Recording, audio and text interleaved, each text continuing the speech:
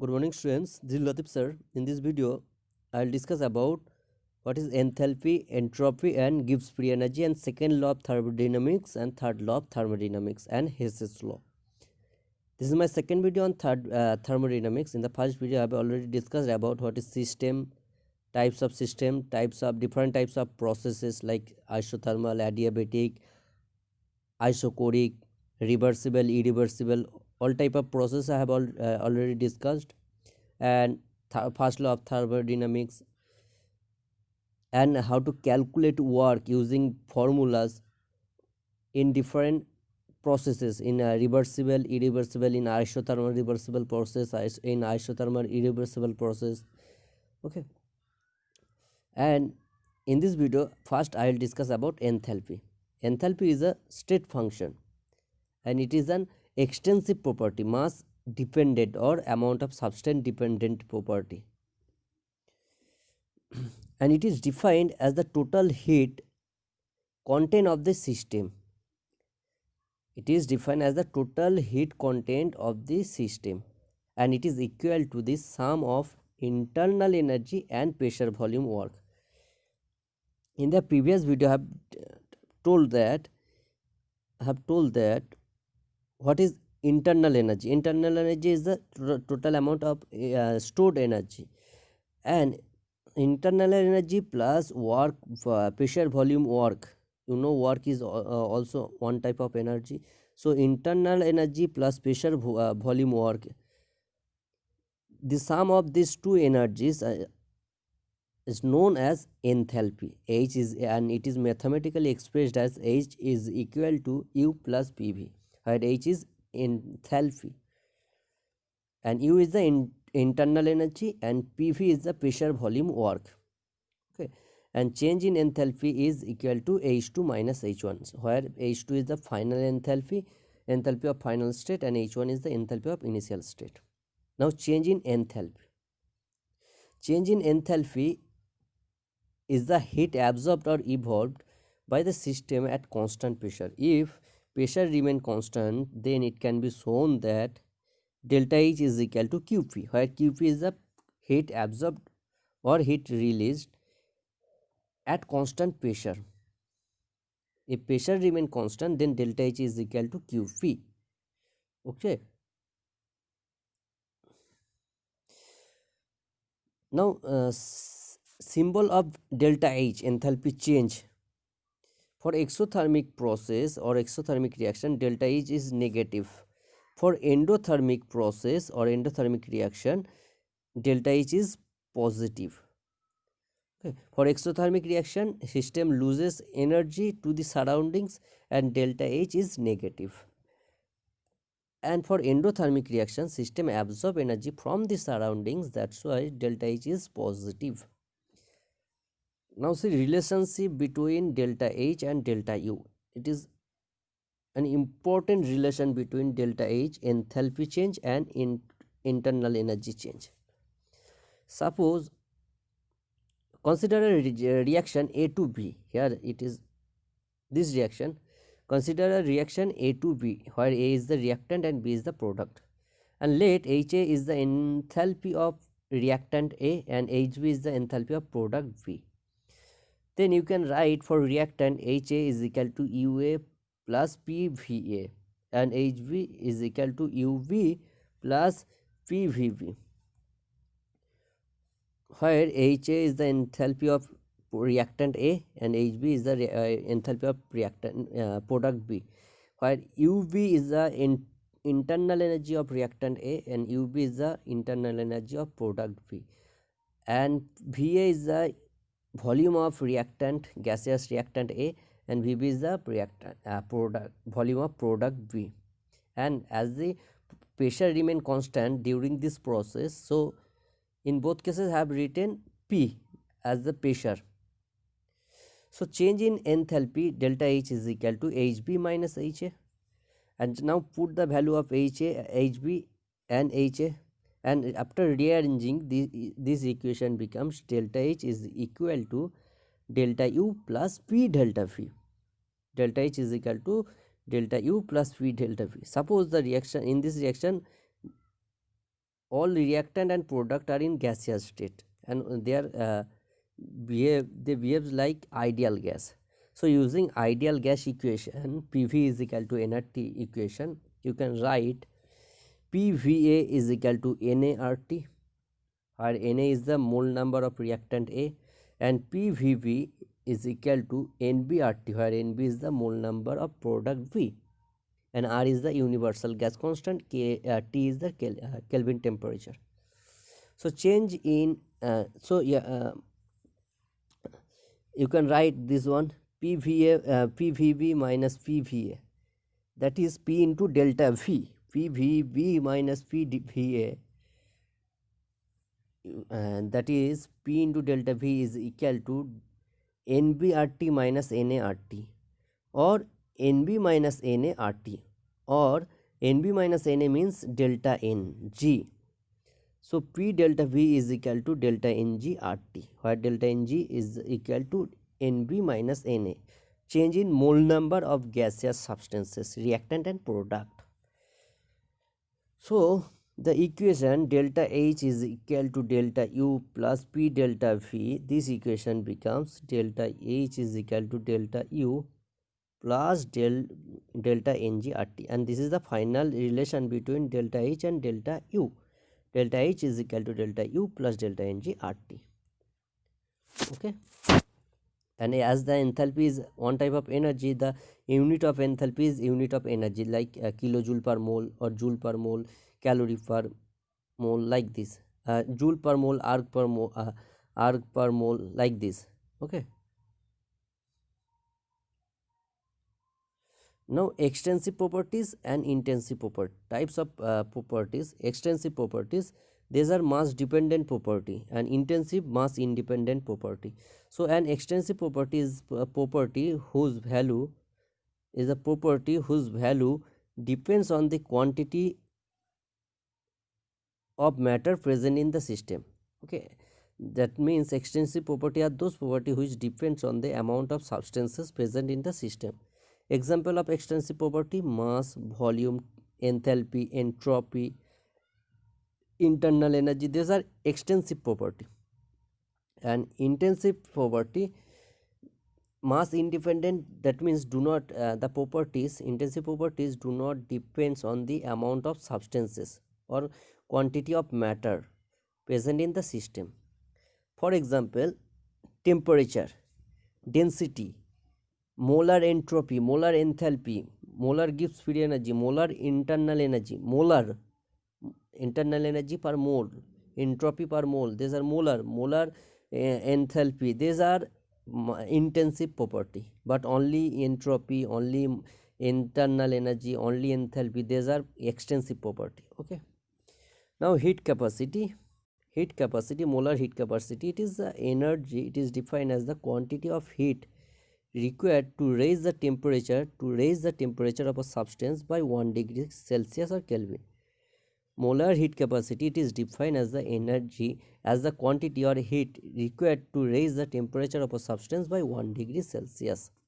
And specific heat capacity, it is defined as the heat required to raise the temperature of 1 unit mass of a substance, that means 1 kg or 1 gram substance. Specific heat capacity, which represented by C, and it is defined as the heat required to raise the temperature of 1 unit mass of a substance by 1 degree Celsius.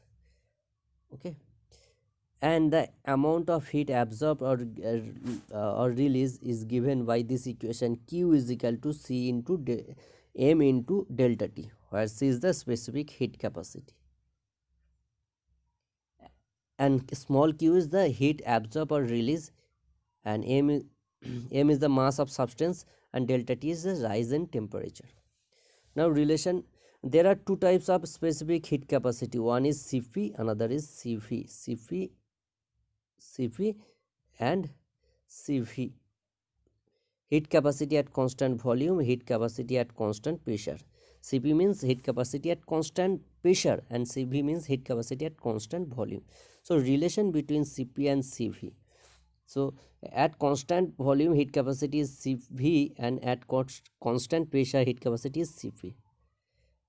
And I have told in the previous video that when volume remain constant then work is 0, then delta U is equal to Q, and this Q is represented as QV.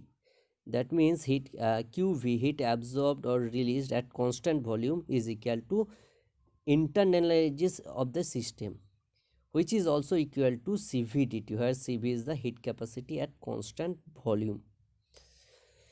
Okay, that means so at constant volume QV is equal to CVDT is equal to delta U, and at constant pressure, when constant pressure remain constant, I have also told that QP, that means heat capacity, heat absorbed or released at constant pressure, which is equal to delta H, enthalpy change, and which is also equal to Cp dt. Okay, so Qp is equal to Cp dt is equal to delta H. That means when pressure remain constant, you can write Qp is equal to Cp dt, where Cp is the heat capacity at constant pressure, is equal to delta H. So you know this equation, delta H is equal to delta U plus delta Ng RT. So according to this equation, for 1 mole of ideal gas, put the value of delta N as 1.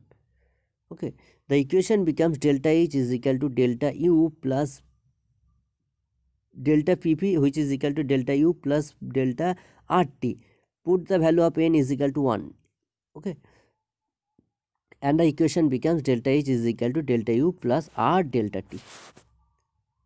Okay, now on substituting the values of delta H and delta U, delta H means Cp dt and delta U means Cv dt. Delta H means Cp dt and delta U means Cv dt. So on substituting, the equation becomes Cp dt is equal to Cv dt plus R delta T. So Cp minus Cv is equal to R. This is the relation between Cp and Cv. Heat capacity at constant pressure minus heat capacity at constant volume is equal to R, means a universal gas constant. Now see different type of enthalpy change. So enthalpy changes during phase transformation, one phase to another phase, like solid to liquid, liquid to gas, or solid to gas. Okay, so first type of transformation, phase transformation is enthalpy. First type of enthalpy is enthalpy of fusion. Fusion means solid to liquid. Okay, so enthalpy of fusion is the heat energy or change in enthalpy when 1 mole of a solid at its melting point is converted into liquid. Heat energy or enthalpy change when 1 mole of a solid at its melting point changes into liquid state, solid to liquid, like 1 mole water converted into 1 mole 1 mole ice is converted into 1 mole water. And heat change or enthalpy change due to this process is known as enthalpy of fusion. And at standard condition, that is 1 atm pressure and 0 degrees Celsius, that means 273 Kelvin temperature, the enthalpy of fusion is known as standard enthalpy of fusion, which is written as delta fusion H. Delta fusion FUS H0, standard enthalpy of fusion for ice to water, 1 mole ice to 1 mole water, it is 6 kilojoule per mole. Now enthalpy of vaporization. Vaporization means liquid to gas. So it is defined as the heat energy or change in enthalpy when 1 mole of a liquid at its boiling point changes to gaseous state. Enthalpy of vaporization, it is defined as the heat energy or change in enthalpy when 1 mole of a liquid at its boiling point changes to gaseous state. For example, H2O liquid to H2O gas. H2O liquid to H2O gas. 1 mole of water, liquid water, changes into 1 mole gaseous vapor, water vapor. And at a standard condition, this enthalpy of vaporization is also called as standard enthalpy of vaporization, which is represented as delta vaporization H0. 0 means standard condition. Okay, and for water, enthalpy of vaporization, it is 40.79 kilojoule per mole. Next type of transformation enthalpy is enthalpy of sublimation. Sublimation means conversion of solid to gas, direct gas. So enthalpy of sublimation is defined as the change in heat energy or change in enthalpy when 1 mole of solid directly changes into gaseous state. When 1 mole of solid directly changes into gaseous state at a temperature below its melting point. So sublimation is the temperature at which sublimation is the defined as the temperature or is defined as the heat, change in heat energy or change in enthalpy when 1 mole of solid directly changes into gaseous state, and it is represented as delta sublimation H. Delta sublimation, delta SUB H0, standard sublimation, the enthalpy of sublimation of iodine. For iodine, the value I2 solid to I2 gas, the value is 62.4 kilojoule per mole. Now standard enthalpy of formation. Enthalpy of formation at standard condition, that is 0 degrees Celsius and 1 atm pressure. So enthalpy of formation is defined as the change in enthalpy in the formation of 1 mole of a substance from its constituting elements under standard conditions of temperature at 298 Kelvin or 0 degrees Celsius, 25 degrees Celsius and 1 atm pressure. So standard enthalpy of formation. Enthalpy of formation is defined as a change in enthalpy. Change in enthalpy in the formation of 1 mole of substance from its constituent elements. For example, formation of 1 mole of methane from its constituent element carbon and hydrogen gas. See graphite plus H2. 2H2 implies CH4. And for methane, the standard enthalpy of formation is minus 74.8 kilojoule per mole. Next, enthalpy of combustion. It is defined heat energy or change in enthalpy that accompanies the combustion of 1 mole of a substance in excess of air or oxygen. Enthalpy of combustion means reaction with oxygen, and it is defined the heat energy or change in enthalpy that accompanies the combustion of 1 mole of a substance in excess air. For example, when methane reacts with oxygen to give carbon dioxide and water, and the enthalpy change is delta CH. It is represented as delta CH or delta HC0, which is equal to minus 890.3 kilojoule per mole for methane, for combustion of 1 mole methane. And next, enthalpy of neutralization. It is the enthalpy change that take place when 1 gram equivalent of an acid, 1 gram equivalent of an acid neutralized by 1 gram equivalent of a base in dilute solution. Enthalpy of neutralization, it is the enthalpy change that take place when 1 gram equivalent of an acid is neutralized by 1 equivalent of a base in dilute solution. And enthalpy of neutralization of strong acid and strong base is always constant, and the value is 57.1 kilojoule for any acid base, strong acid strong base neutralization reaction. These are some types of enthalpy, different types of enthalpy. Enthalpy of formation, enthalpy of neutralization, enthalpy of fusion, okay, enthalpy of vaporization, enthalpy of sublimation. You have to remember the terms, definition. And now see Hess's law of constant heat summation. Hess's law of constant heat summation, and the statement of this law is the total amount of heat evolved or absorbed, total amount of heat evolved or absorbed in a reaction is same whether the reaction take place in a one step or in a number of step. Whether the reaction take place in a single step or in a number of step, in both the cases the total amount of heat absorbed or evolved in the reaction is same.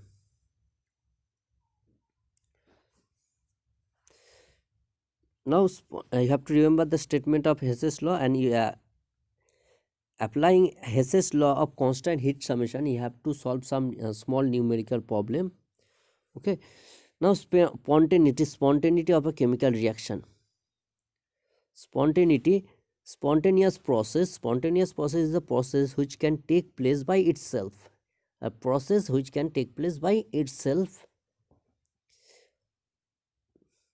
And a few common example of spontaneous processes are common salt dissolved in water by its own, and carbon monoxide is oxidized to carbon dioxide by of its own. Okay. Now entropy, it is another state function of a system which is represented by S, capital S, and it is a extensive property. It is also an mass dependent, that is extensive, and state function. Okay, and the entropy is a measure of degree of randomness of or degree of disorderness. This is a definition. Entropy is the measure of degree of randomness or degree of disorderness of a system. And entropy of a substance is minimum in solid, because in solid the particles are more closely packed, they are least disordered, while the entropy is maximum in gaseous state. Entropy is maximum in gaseous state and minimum in solid state. And the change in entropy is expressed as delta S, where delta S is equal to entropy of final state minus entropy of initial state. Entropy change means entropy of final state minus entropy of initial state. Mathematically it is delta S is equal to S final minus S initial. And for reversible isothermal process, you can calculate the entropy change using these two formula. Delta S is equal to QV, Q reversible by T, that is heat absorbed or released in reversible process by temperature in Kelvin scale.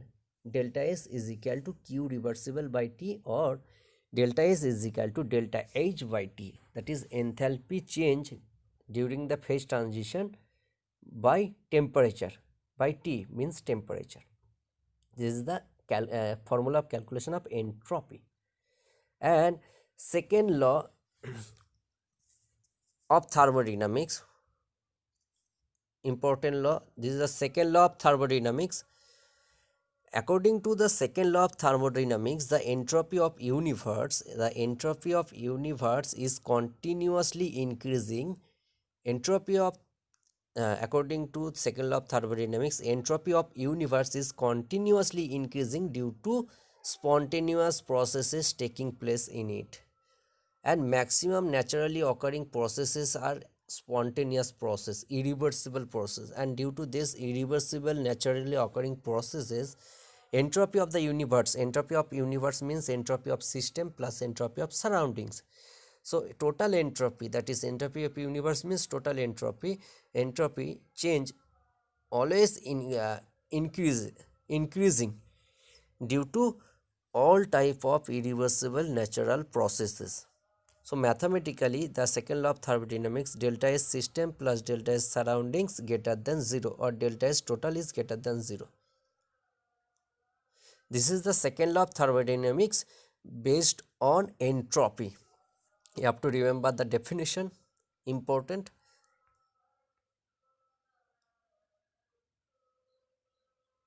Now see, gives free energy and spontaneity. Gives free energy and spontaneity. It is one type of state function and extrinsic property of a system mass dependent, and it is represented by G. So Gibbs free energy, it is a new thermodynamic function. The Gibbs free energy or Gibbs function, which is represented by capital G, and it is defined as G is equal to H minus Ts. Okay, that means delta G is equal to delta H minus T delta S, where delta G is the Gibbs free energy change is equal to enthalpy change minus temperature in Kelvin scale into entropy change. Okay, and Gibbs free energy is the maximum amount of available energy for doing work, maximum amount of available energy for doing work. Okay, and it is represented as delta G is equal to H minus Ts. And for spontaneous Gibbs free energy change, that means Gibbs free energy change is equal to enthalpy change minus temperature into entropy change. And Gibbs free energy delta G gives criteria for spontaneity at constant pressure and temperature. Gibbs free energy Gibbs free energy gives delta G gives the criteria for spontaneity at constant pressure and temperature, and delta G is, if delta G is negative less than 0, then the process is spontaneous. If delta G is negative, then the process is spontaneous. If value of Gibbs free energy is positive, then the process is non-spontaneous. If the value of delta G is positive, then the process is non-spontaneous. Okay, and if the process in equilibrium, then value of delta G is equal to 0. Okay, value of delta G is equal to 0 if the process is in equilibrium. Now see relationship between delta G and equilibrium constant. Value of relationship between standard Gibbs free energy, which is represented as delta Z0. Delta Z0 means standard Gibbs free energy, and equilibrium constant is K. Then the relationship between delta G0 and equilibrium constant is the relationship is delta Z0 is equal to minus RT ln K. If you want to convert the ln into log, then you have to multiply by 2.303. So the delta G0 is equal to minus 2.303 log K, or K is the equilibrium constant. Okay, and the third law of thermodynamics, you can see it is given here. Third law of thermodynamics. The third law of thermodynamics, the statement of this law is that the entropy of a perfectly crystalline solid is 0.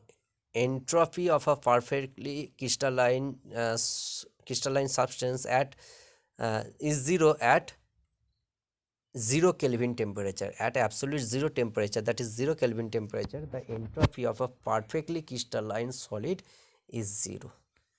Okay, and last summary is given, summary of thermodynamics. Internal energy, enthalpy, all formulas given, calculation of entropy, calculation of Gibbs free energy. Okay, thank you student, and this chapter is completed. I have marked which portion I have to read, and which are very important, like internal energy, enthalpy, Gibbs free energy, entropy. Okay, first law of thermodynamics, second law of thermodynamics, third law of thermodynamics, and Hess's law of thermodynamics. And you have to solve some numerical problems also based on Hess's law and first law of thermodynamics, and relation between delta U and delta H, that is delta H is equal to delta U plus delta Ng RT, and using the relation delta G is 0 is equal to minus 2.303 RT ln K. Using this equation, you have to solve some numerical problem, and you have to calculate work done by the system, or by work done by the system, or work done on the system by reversible or irreversible processes, and all formulas are given here, you can check, an application of first law of thermodynamics. Okay, thank you students.